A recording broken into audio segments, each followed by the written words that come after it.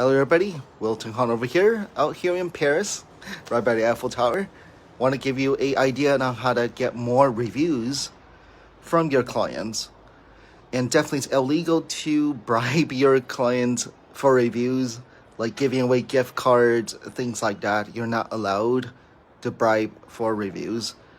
But one idea is you can actually incentivize your employees to ask for reviews. Right, I've seen some of our clients, they run a little contest internally.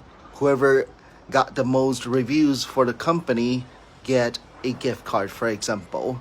So one thought here is get a program going internally, run a little contest here and there, or if that review mentions your name, right, that funeral director's name, they get a small, tiny bonus. So for example, you can tell your employees to ask for reviews, and anytime it mentions the funeral director's name, they get a tiny little bonus. So good luck in getting more reviews.